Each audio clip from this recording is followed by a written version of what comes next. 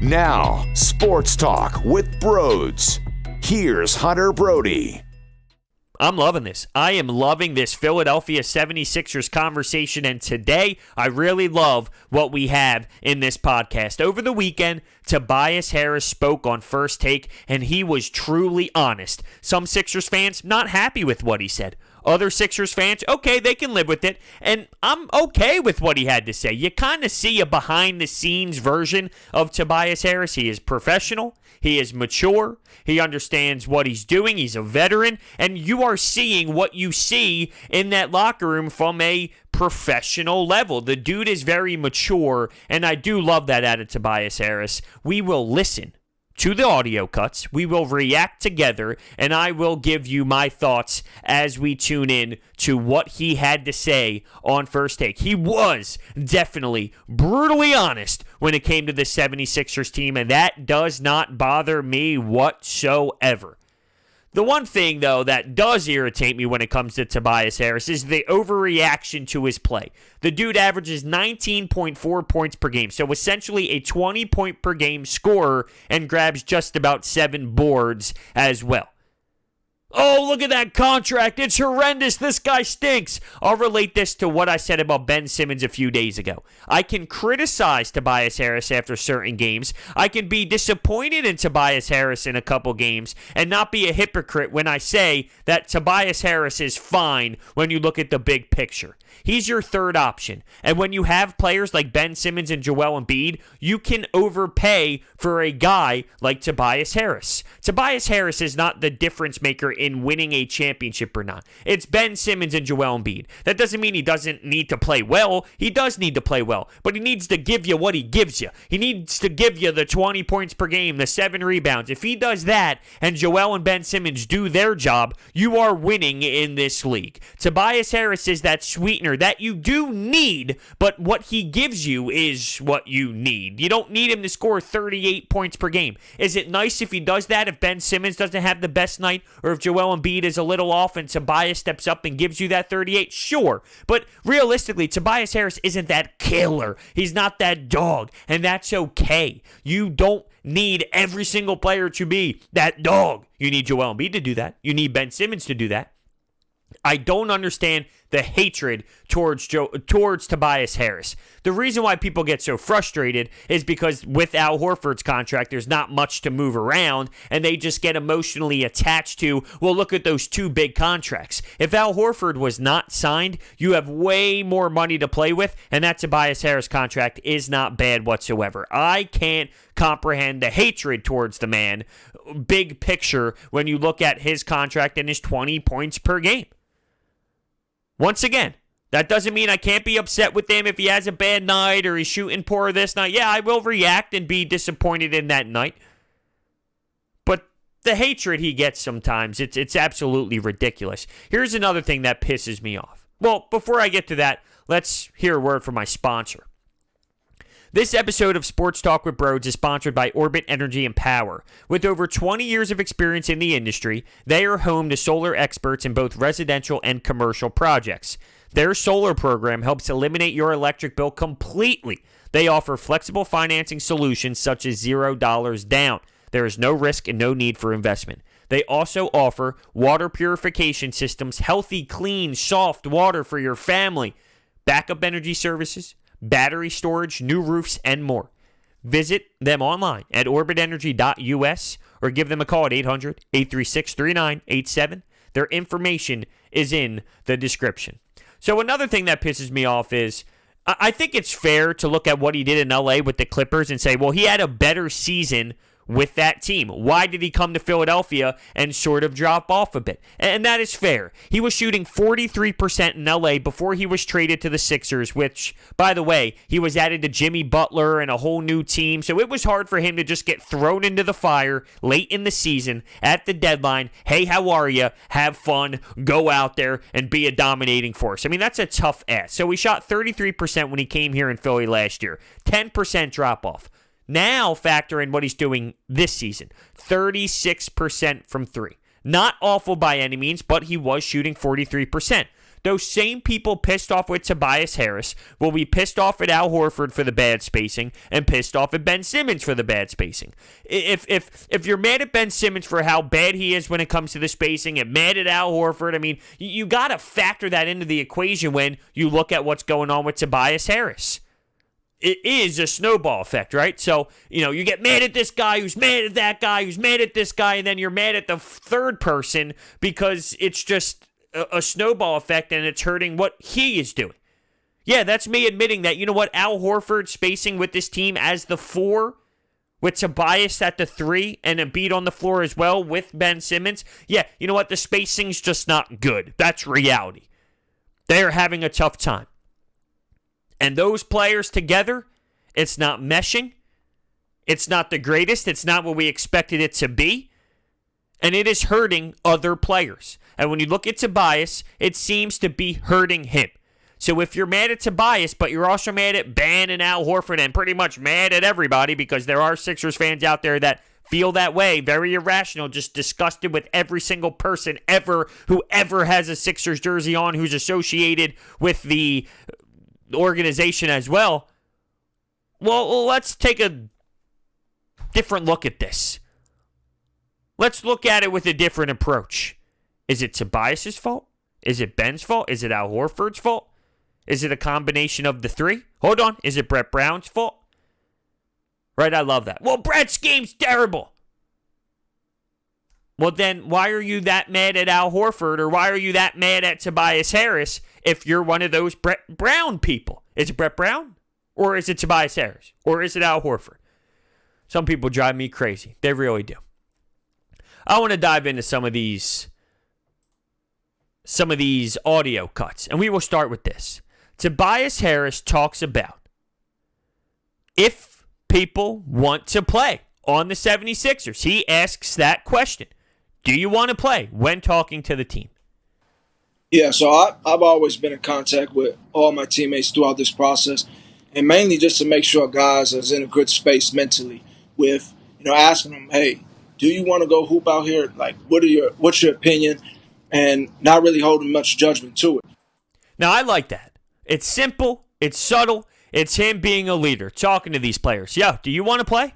Do you want to play? And he's not going to hold judgment if they don't want to. That's the scenario that we are in right now as a society. These teammates have to step up. They need to communicate. They got to stay together. They got to talk about what's happening here. How do you feel mentally? Are you okay? Do you feel comfortable? He is being one of the leaders that is speaking during these meetings, maybe talking to Matisse Thybulle. You know how close Tobias Harris and Matisse Thybulle really are. They always have those fun Snapchats going around or Instagram stories of the Chick-fil-A and when he goes on the planes and him not getting enough biscuits for the veterans and all that. You know that Matisse Thybulle and Tobias Harris are super close. Well, during a time like this, it's good to know that Tobias Harris is being that veteran player, speaking up to everyone, making sure that they are in a spot where, whether they feel comfortable or not, a place where he is being someone who is there for his teammates. So I love that. It's nice. It's simple. It's to the point. But he just wants to make sure that his teammates are in the right mental state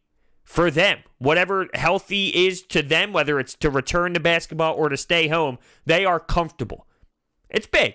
It's definitely big, especially for someone who's going to be here for a long time with this organization, with these specific players, and Ben Simmons, Joel Embiid, Matisse Thybulle, with the young core. You're going to need someone to really be the vocal guy, and we don't know who it is. That's one of the big problems with the Sixers. Who's the leader? Who's the guy, right? We have this conversation all the time. Half Sixers fans will say Joel Embiid. The other half will say Ben Simmons. Well, here I am saying that it's Tobias Harris. I'm not saying you can't have multiple voices. It's okay to have many leaders, and a leader that's very vocal on the court, a leader that shows his leadership just based on play, someone who is vocal in the locker room and more of a leader off the court. There's plenty of different roles that you can have as a professional, so I totally understand that, and I'm okay with Tobias being that mature guy because I think he fits that mold just based off his personality, being the one that likes to read books, and he's mellow, and he's not this crazy guy off the court. I'm okay with that. But, what if would we feel different if Ben Simmons was the one asking, hey, man, how do you feel right now? Or connecting with his players emotionally, with his teammates. Hey, how do you feel right now? Do you want to play? It's okay if you don't. I'm just here for you as a teammate. Do we feel differently about Ben or Joel if they are the ones having that type of conversation with the locker room? I feel like we do. Now, go into our next cut here. Tobias Harris speaks about, a healthy Ben Simmons. At the end of the day, I believe that when we go out here and go hoop, we have a chance to win a championship. We're going to be healthy, a lot healthier than we were before. Having been to be recovered and fully healed is big for us. And we just got to go out there and play basketball. Ooh, having a healthy Ben Simmons, yeah, I promise you that is needed. This team would have been absolutely screwed without a Ben Simmons. But he mentioned before Ben Simmons just being healthy, right? Being healthy as a whole. It's not just Ben Simmons. I know that that's the one that everyone discusses because he had the back injury, because he was throwing up, because of how it happened with the All-Star game, and then after that, they were claiming that it didn't happen in the All-Star game, it happened in practice, and then the Milwaukee Bucks game happened where minutes in, he fell and went back to the... did he even fall after a dunk? No, I don't even think he fell. He fell during the All-Star game. I don't think he fell against the Milwaukee Bucks. You just saw him heading back towards the locker room, if I remember correctly. But anyway, I digress. The whole Ben Simmons thing, yeah, that's obviously a hot topic when it comes to the health, but Al Horford definitely wasn't right. Josh Richardson was getting banged up as well. He was missing games, and that's just a reason why this team was struggling throughout the entire season. You never really had an opportunity to compete together as a starting five, as a team. And the spacing, yeah, it was all screwed up, but they barely got to really play any games to figure it out as a starting five. One guy would always miss a game, or one guy would be gone for a week, and then this guy would come back, but then that guy would end up getting hurt and tweak something here, and it was a nightmare, and that definitely plays a role in the why the team was kind of funky at times. And Tobias speaks on the bad chemistry. That's right, he was open and very vocal about the team having bad chemistry. I'll just say, and I keep it real, we haven't had the best chemistry throughout the whole year. It took us a while to kind of get everyone together. We battled injuries from the start to the end. He's not wrong. And that's not an excuse. It's a reality, right? People are going to go, bro, that's such an excuse. Injuries. Every team faces injuries. Look at what the Raptors did. Look at what this team does. Look at that. Okay. Just because it works for another team, it doesn't mean that that's the odds. The Philadelphia Eagles won a Super Bowl with Nick Foles, with a backup left tackle, right? Vitae was playing left tackle. They were banged up left and right. It was insanity. Does that mean now every team who gets banged up goes, look at what the Eagles did? No. Because the odds were so small to actually win, you can't rely on that percentage to win every time you get banged up. That's not an excuse. It's a reality. This team was not together enough to really build that type of chemistry that they needed to build. Or whether it was, okay, this isn't working, let's try this around, but then whoever you do move out of the starting lineup to the bench, now you get a flow of what that would be like, but it wouldn't be the same if that person's now out of the lineup. He doesn't get to try his new role coming off the bench. It was definitely a brutal, brutal nightmare at times, and he continues on the chemistry issue. Obviously, every team would love to come in with the best chemistry there is to get things running on day one and continue to just thrive. But truth be told, we've had new guys, new team. We have guys out with injuries. We had different personnel trying to mesh with one another. So it's a process. And for us, we understood that. Another thing. Once again, not an excuse. It's a reality. Here's Glenn Robinson III. Here's Alec Burks. Throw them into it. Not only that, here's Tobias Harris. Here's Al Horford. The team is so new every single year, every single week. You need to have substance, right? You need to have flow. You need to be able to run up and down the floor with the same guys consistently. Joel Embiid misses this stretch. Al Horford misses this stretch. Let's make a trade. Let's get more bench pieces. And that's fine. Bench pieces are good. But now let's implement them. But now Ben Simmons is hurt. Do you still find the same way to implement these players into the system when you now lose Ben Simmons, who is your primary ball handler? And Shake Milton does well here. Now what do you do? To act as if it doesn't matter to play together, well, that's silly. I am a firm believer in regular season basketball. It does not matter as much as people think it does. That's flat out how I feel. When you're a playoff team in the NBA, let's take that back because there's some 8th seed, 7th seed, 6th seeds that literally have no chance in hell. If you are a contender in the NBA, all the regular season is essentially training camp. It's finding ways to get your team to flow. It's figuring out rotations. It's finding out who plays well where. It's maybe drawing up some plays that you can utilize later on in the postseason. It's one big trial. It's 82 games of figuring out how your rotation works best, how your sets work best, what guys can do in certain situations. It's literally not a real thing until the playoff starts. That's how it is in the NBA once you are considered a contender. So now you're taking what the regular season is for away from the 76ers. And that's a problem. I don't know what the Sixers are going to be. I still think because of how crazy this year is, they're not technically screwed and ruled out of it, just like nobody else is ruled out of it because you don't know how teams are going to come out and perform after taking a couple months of break, after taking a couple months off for rest and quarantine. You just don't know. And I also don't think that they are doomed long term.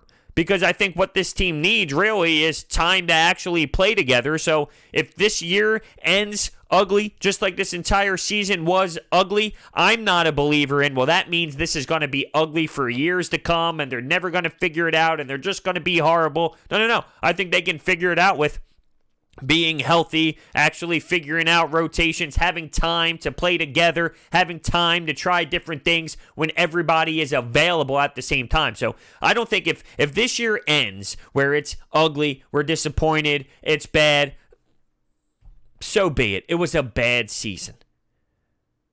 That doesn't mean long-term we're screwed. That doesn't mean get rid of Ben Simmons, trade Joel Embiid. I wouldn't be opposed to moving on from an Al Horford. I wouldn't be opposed to moving on from a Brett Brown for a new voice. I'm not against it. I don't think the coach has that much of an impact, but I'm not against it. Because, as I stated, I don't think they have much of an impact. So if you do replace him for someone else, okay. I just think Brett Brown is the scapegoat for some of the other issues here, which is players not playing well, injuries, getting thrown a new roster all the time. There's a lot to factor in. But a lot of people don't like to hear that because they just think it's excuses. And it's not excuses. I mean, it is reality. I'm not making excuses for this team. I think they should be able to go out there and compete really hard and be able to hang with the best of them. And that's what this shows. That's the key takeaway here. I'm naming all of this. I'm telling you how important it is, and I still think that they can compete and hang with the rest of the guys. So what does that tell you? What does that tell you? It will be scary if they eventually do get that time to really be together, to mesh well, to get flow as one, to be healthy at the same time. I think they can compete without having that. I think that they can bang with the best of them without doing that. I'm not saying they're going to win an NBA title, but I think they can hang. You're saying competing with whoever they see in the second round, competing with whoever they see in the Eastern Conference Finals if they get that far. They can totally ball with those players. Do they have enough to take the next step and for Ben Simmons to be that leader? I don't think it's there yet. But in terms of competing and being involved, yes, I think they can do that. And that's without the most important part of the season. Being healthy, figuring out how to play with one another, and meshing well. But no, this roster turns over more than any roster I've ever seen ever in the history of sports, which is absolutely ridiculous. He does say he thinks that this team can win a title. This, for us, is kind of like an AAU tournament. And we just got to go out and hoop and play our best and do what we do. But I really believe that we're going to have a clear-cut shot to win a championship, and I stand on that. Absolutely, and that's fine. You can stand by that. I think that's fair. I want you to believe that you can win a title. It's just interesting also to hear him talk about how this is an AAU tournament. The world we are living in right now is so ridiculous.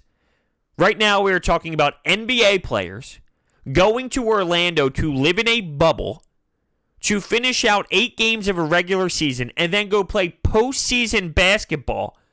And they're sitting here talking about how it's going to be like an AAU tournament, which you play when you're, 15, 16 years old?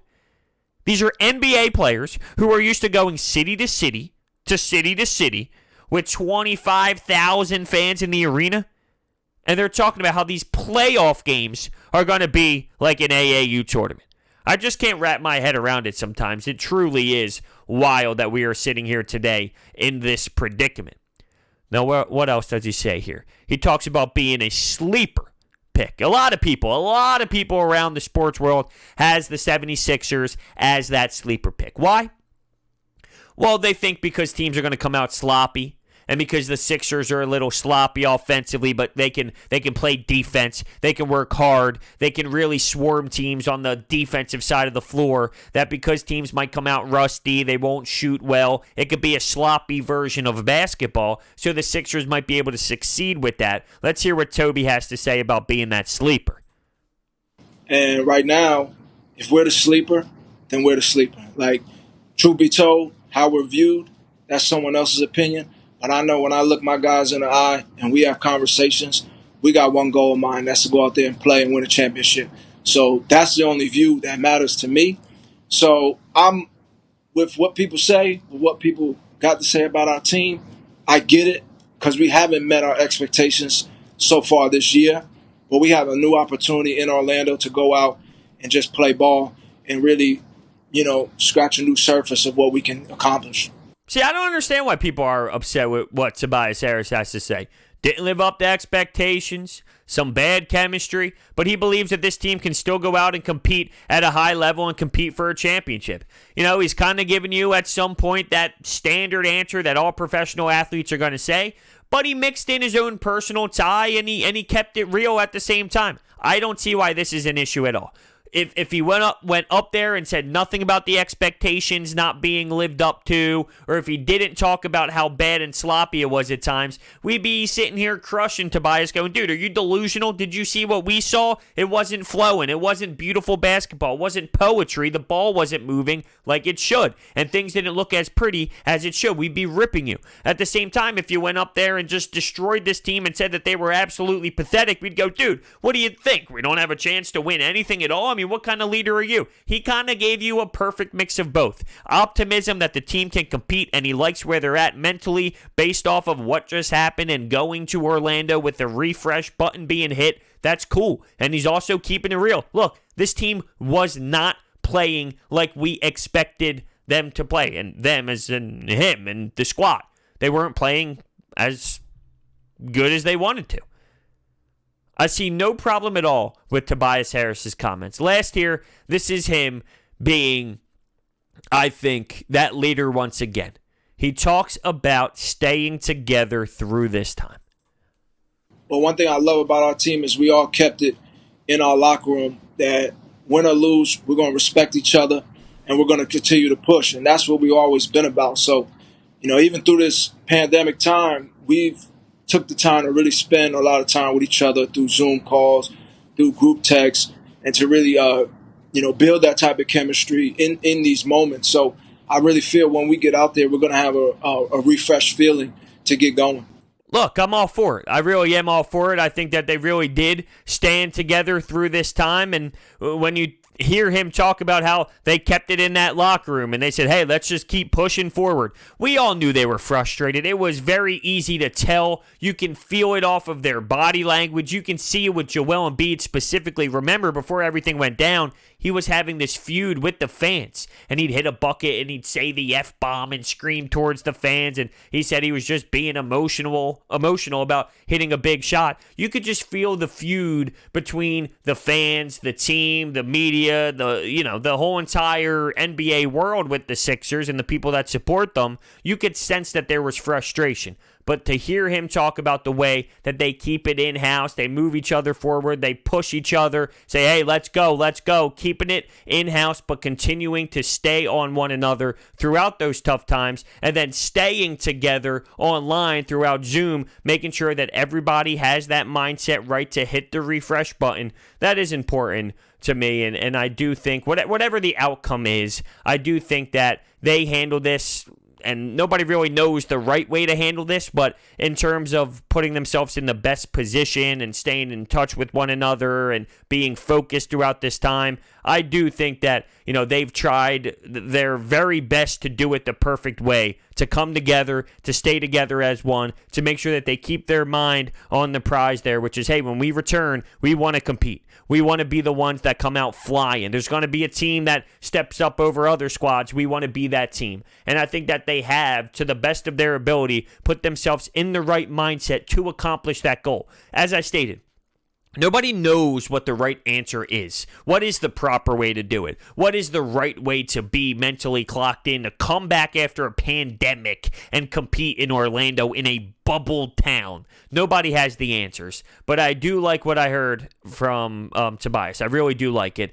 No problems at all. I think he was real. I think he was honest. I think he had some optimism for this squad as well. And you just saw the veteran leadership out of what you got from Tobias Harris and the maturity. That's really the big thing that I see out of this. Not that I didn't know he had it. Not that I haven't seen it before. You saw what he did with those protests as well, and taking a big step vocally when it comes to the protests and the Black Lives Matter movement, which is phenomenal.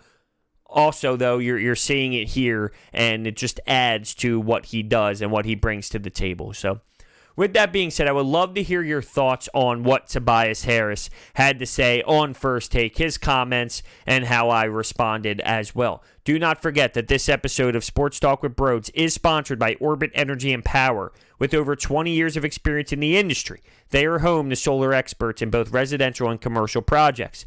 Their solar program helps eliminate your electric bill completely. That's not all they do. Water purification systems, healthy, clean, soft water, new roofs, backup energy services, battery storage, and more. Visit them online. Their information is in the description. Thank you guys so much, and I will see you next time.